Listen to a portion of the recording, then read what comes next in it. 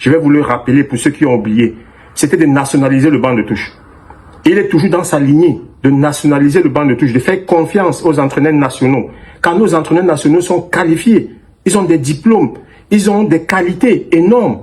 On a vu avec Rigobert-Song, dont beaucoup ont décrié, qui a pu nous qualifier pour 2 compétitions et qui a pu créer un espoir au mondial contre le Brésil. Moi, je dis bien, l'équipe va bien marcher. C'est parce qu'on vient de sortir 2 gens qui ne sont pas bons pour tout le peuple camerounais. André Onana, ce n'est pas un bon gardien. D'abord, de 2, quand il vient à l'équipe nationale, il ne joue pas pour Samuel Eto'o. C'est pour jouer pour le peuple camerounais. Tu vois, quand quelqu'un manque de respect à tout le monde, et ça se voit comme ça. Au lieu de jouer pour la nation, tu viens, tu te mets à parler de quelqu'un qui t'a fait que tu dois quelqu'un dans ta vie. Le problème du peuple camerounais à l'équipe nationale, c'est ces 2 personnes-ci, André Onana et Aboubakar Vincent. Les amis, bonjour. Je vous parlais de la présence possible de André Onana dans les précédentes vidéos. Il était bel et bien au Cameroun. Vous le voyez là en image avec quelques-uns des gens qui étaient dans l'équipe du MINSEP, dans le staff du MINSEP. On l'a également signalé de l'autre côté avec le MINAT. Vous le voyez là en train de s'échanger et rien ne filtre jusqu'ici en ce qui concerne sa présence en fait au Cameroun. Qu'à cela ne tienne, c'est quand même questionnable vu le contexte dans lequel il est en train d'arriver ou bien dans lequel il est venu au Cameroun. Mais avant de vous laisser suivre dans la suite de cette prise de position de Branco Onana, l'ancien Lion, et aussi de Tchoki Tchok, vous le connaissez, Idrissou Mohamedou. Avant de vous laisser suivre cela, je vais également partager ce statut de David Eto'o qui a réagi par rapport à la vidéo du jeune Ivoirien qui défendait Samuel Eto'o, parlant de cette fameuse expression « celui-là ». Il a posté sur son statut en disant « celui-là, c'est mon grand frère », faisant allusion à ce que vous savez déjà. Bref, les réactions continuent toujours de fuser un peu de partout. J'ai voulu commencer la journée avec ces 2 interventions pour Serge Branco Onana et Idrissou Mohamedou alias Tchoki Tchok. Je vous laisse écouter et je vous souhaite bon visionnage. On est ensemble les amis. Prochain tour de partage, c'est bientôt. Les doléances de la majorité des Camerounais, depuis qu'on a été éliminé crapuleusement à la Coupe du Monde, par des performances indignes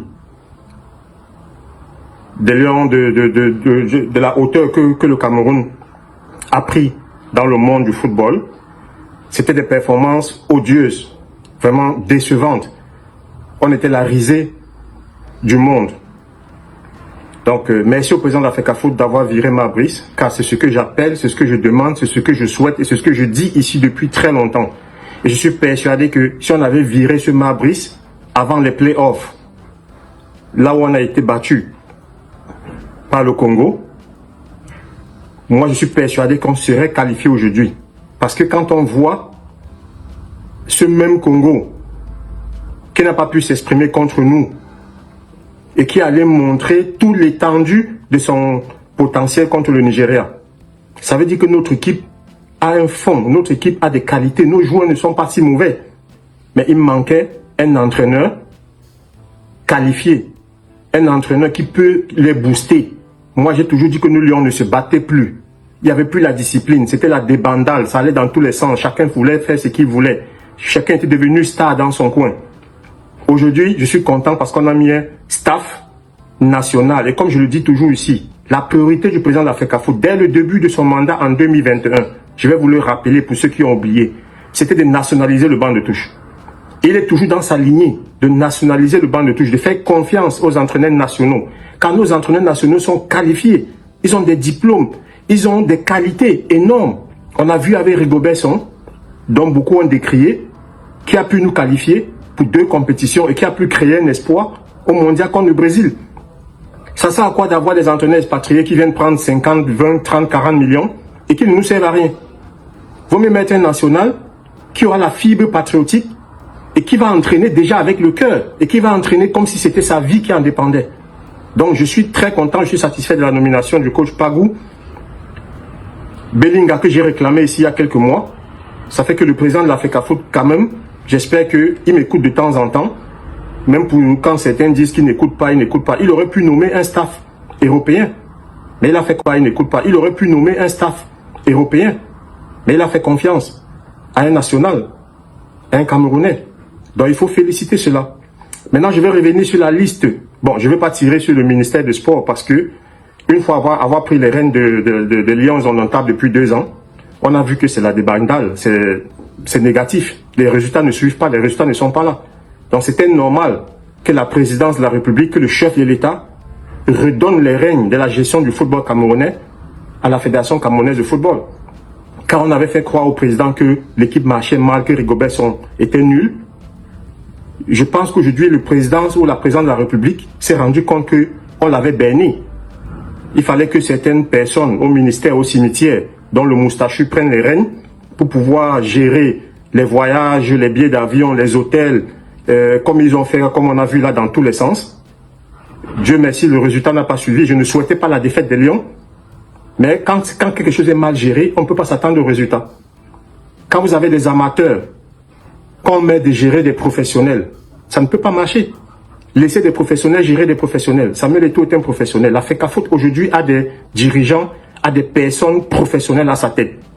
Et c'est ce qu'il faut. Parce que les joueurs professionnels aujourd'hui doivent se sentir botter le cul. Ils doivent avoir la pression. On ne joue pas au haut niveau. On n'est pas professionnel sans pression. Ils doivent gagner tous les matchs. Ils doivent se donner à 100%. Il n'y a pas d'à peu près. Maintenant, je sors sur la liste des 28 qu'on a donné pour la CAN. Moi, je pense que cette liste est cohérente. Quand j'ai toujours appelé ici, j'ai toujours dit ici que Aboubakar Vincent n'avait plus sa place dans cette équipe. Mais on a tout le temps forcé à le mettre sur le stade. C'était pourquoi, je ne sais pas, pour gagner le record, pour battre le record de Samuel Eto'o, ou bien pour atteindre quel objectif. Gandu n'avait plus sa place dans cette équipe. C'est pour ça qu'on a des résultats en deçà de la moyenne. C'est pour ça qu'on a des résultats moyens. Parce qu'on utilise des joueurs en fin de cycle, des joueurs moyens qui n'ont plus la compétitivité, qui n'ont plus la qualité de joueurs au très haut niveau. Regardez nos concurrents, le Nigeria, le Congo, le Maroc. Est-ce qu'ils ont ce genre de joueurs qui jouent en FT en Azerbaïdjan? J'ai été sollicité en Azerbaïdjan pendant que j'étais professionnel, j'ai refusé. Parce que là-bas, on joue, il y a certains clubs en première division en Azerbaïdjan qui jouent sur la terre battue. Je vous le dis, qui jouent sur la terre battue. Vous avez un gars qui joue dans un club moyen en Chine. Le championnat chinois, excusez-moi, ça ne mérite pas la 3e division en Europe. Bon, moi je pense que si on veut aller loin, on menace sa monture. Donc, il faut mettre des jeunes compétitifs de haut niveau. Il faut mettre des jeunes compétitifs de haut niveau qui puissent donner à 100%. C'est ça pour atteindre les objectifs. Bon, maintenant, André Onana, son cas est particulier parce que sur le plan sportif, je pense que ces derniers temps, il avait de très bonnes performances avec l'équipe nationale. Ces derniers temps, il avait montré qu'il y avait du mieux depuis qu'il a quitté Manchester et qu'il est allé à Trabzonspor. Je pense que sur le plan sportif, il a appris beaucoup de choses. Mais, André Onana, excuse-moi petit frère, tu es devenu plus gros que le bœuf. Tu as trop de melons. Tu es devenu trop arrogant. C'est vrai que tu es une star internationale, tu es l'un des meilleurs gardiens au monde. Tu es même la star internationale du football camerounais actuellement avec Brahim Bemo, Carlos Baleba et Zambo Anguissa. Mais tu es trop orgueilleux. Tu es vrai que tu es une star internationale, tu es l'un des meilleurs gardiens au monde. Tu es même la star internationale du football camerounais actuellement avec Brahim Bemo, Carlos Baleba et Zambo Anguissa. Mais tu es trop orgueilleux, tu es trop arrogant. Tu es sportif, concentre-toi sur le sport. C'est toi qui parles avec les ministres, les membres du gouvernement. C'est toi qui fais tout. Pendant qu'on joue, on se concentre sur le sportif. C'est quand tu vas arrêter de jouer, tu pourras être sénateur, ministre, président de la FECAFOOT, ce que tu veux. Mais tu dois rester dans les cordes du professionnalisme sportif. Ça veut dire au même niveau, on peut être star. Mais quand on arrive à l'équipe nationale, on se met au niveau du joueur de Colombe de Saménima, le joueur de Bamboutos, le joueur de Union et le joueur du Canon. Et on donne 2 fois plus que ces joueurs-là parce qu'on est multimédiatisé, parce qu'on est multimilliardaire que ces joueurs amateurs ou ces joueurs de moyen niveau de la France ou bien de la Belgique. C'est ce que nos lions actuellement ne comprennent pas. C'est pas parce que je suis à Manchester que je viens jouer Manchester à l'équipe nationale. C'est pas parce que je suis à Trabzonspor que je viens jouer Trabzonspor à l'équipe nationale. C'est pas parce que je suis à Naples que je viens jouer Naples à l'équipe nationale. L'équipe nationale, c'est le Cameroun. On vient jouer pour les Camerounais. On vient se battre à fond. On vient mourir sur le stade. Il y a des lions qui sont tombés, Zamomen, qui sont tombés pendant des matchs et qui sont morts, qui ont perdu leur vie dans des stades. Vous ne pouvez pas venir nous montrer ce que vous nous avez montré contre le Cabel, les Chouavini, là. Ça ne marchera pas et ça ne passera pas. Heureusement, on a remis la pendule à l'heure. On a remis la chapelle au milieu du village. Et je suis persuadé qu'avec cette équipe, on aura une meilleure équipe du Cameroun. On aura de meilleures performances. Peut-être qu'on ne va pas gagner la Coupe du Monde, la Coupe d'Afrique. Pourquoi pas? Je pense qu'on peut même aller jusqu'à gagner cette Coupe d'Afrique parce qu'on a une équipe talentueuse. Tout ce qu'il fallait, c'était la discipline. Pas des joueurs qui viennent en jet privé à la veille du match, qui viennent quand ils veulent, qui parlent, Et moi, je pense qu'il y avait un groupe de joueurs. Je pense que si ce noyau a été mis de côté, je parlais d'André Onana qui est peut-être la graine qui pourrissait les autres graines dans le sac. Il faut parfois extraire des graines qui pourrissent le sac pour empêcher de contaminer les autres graines. Moi, je pense que c'est ça, c'est comme ça que moi je vais analyser cette liste-là. Je ne suis pas dans le secret de Dieu pour savoir pourquoi on les a mis d'à côté, mais c'est ma lecture, c'est ma façon de voir la chose. Merci.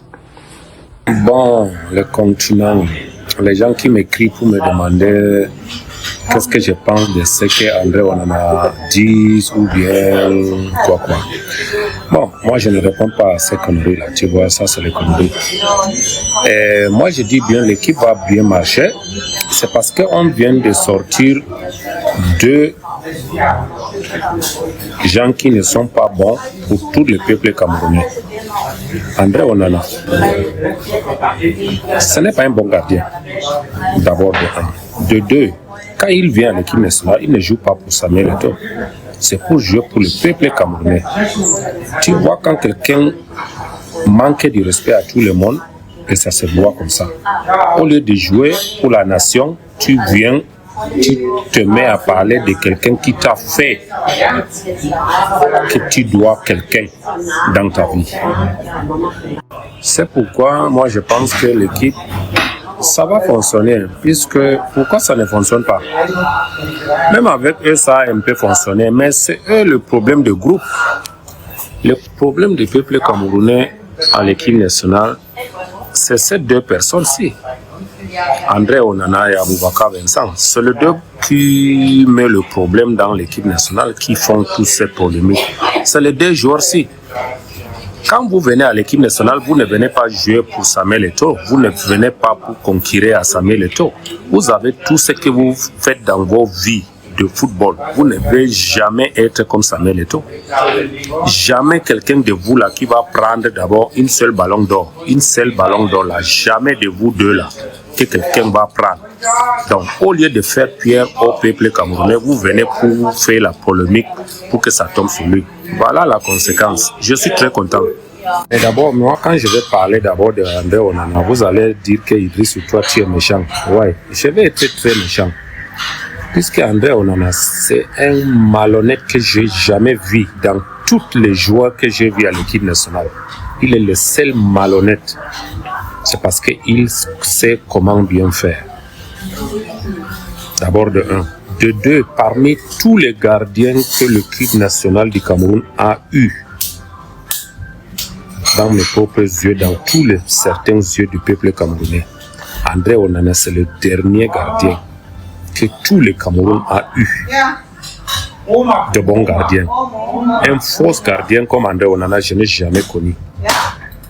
Les gens ont tout fait pour le faire monter. Avec tout ça, comme il est malhonnête, quand quelqu'un est malhonnête, il n'avance pas. Regardez lui-même ce qu'il est en train de dire depuis 2-3 jours à l'internet. Les gens qui me disent que Aboubakar c'est ton frère. Oui, c'est mon frère, puisque ce n'est pas parce qu'il est mon frère que je ne lui dis pas la vérité. Puisque lui, c'est lui-même, son problème, c'est lui-même. Puisque tu viens à l'équipe nationale, fais ce que le peuple veut de toi. Tu ne viens pas pour concurrer à Samuel Eto'o. Tu ne peux jamais confondre une Ferrari à une Ford Fiesta. Ford Fiesta, c'est le genre de voiture Opel là. Tu ne peux pas comparer ça à une Ferrari, mon frère. Jamais. d'abord de tous côtés. Quand tu viens à l'équipe nationale, c'est pour faire fier au peuple camerounais. C'est pourquoi on t'appelle à l'équipe nationale, tu mouilles le maillot, que le peuple camerounais sont fiers. Et tu viens te concurrer avec Samuel Eto'o et tout. Mais mon frère, non. Toi, tu veux comparaître à quelqu'un, c'est comme si tu ne peux jamais comparaître une Ferrari avec une Opel ou bien Ford Fiesta, si tu connais ce genre de voiture-là. Tu vois, Ferrari, tu connais. Même si tu es aveugle, tes yeux vont voir Ferrari. Mais quand tu conduis Ford Fiesta ou bien Opel, là, même si tes yeux là sont ouverts, tu ne vois pas. Voilà. Quand tu viens à l'équipe nationale, c'est pour faire fier au peuple camerounais. Ce n'est pas pour comparaître à quelqu'un qui ne peut jamais comparaître. C'est là qu'on dit quand quelqu'un est malhonnête, ça finira par lui. Là maintenant, c'est fini, c'est bon. L'équipe va marcher puisque on vient d'enlever les deux maudits de ce pays. Voilà. D'abord pour dire que l'équipe nationale du Cameroun a eu toujours les meilleurs gardiens. Quand tu parles de Thomas Nkono, Bel Joseph Antoine et Songo Jack, Ali Mbouka, Suleiman Parat et Ondwa et qui même Bekono. Et bon, si je vais oublier comme ça fait longtemps là, vous allez m'excuser. Tous les bons gardiens que je connais à l'équipe nationale.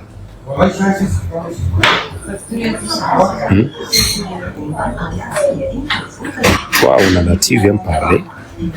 Et tu vois, dans une famille, tu dois connaître quelque chose. Dans une famille, il y a toujours une queue dans la famille qui est bizarre.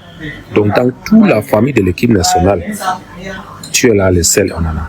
Tu sais que dans une famille, il y a toujours un enfant désordonné que même le père ou la mère même ne sait même pas comment ils ont fait pour accoucher cet enfant. Donc voilà, dans la famille de l'équipe nationale du Cameroun, tu es le seul en dehors qu'on ne connaît même pas. Tu n'es pas un bon gardien. Les gens ont tout fait pour te monter. Et comme toi, tu es malhonnête. Et c'est comme ça, enfin, quand quelqu'un est malhonnête, finira. Voilà les conséquences. Tu viens à l'équipe nationale pour faire sortir quelqu'un que quand tu dors même, il faut rêver de lui, de ce qu'il a fait pour notre pays. Et d'abord, ta carrière, et c'est lui. Et mon frère, c'est pourquoi toi tu es malhonnête. Vas-y, bonne chance de ta vie.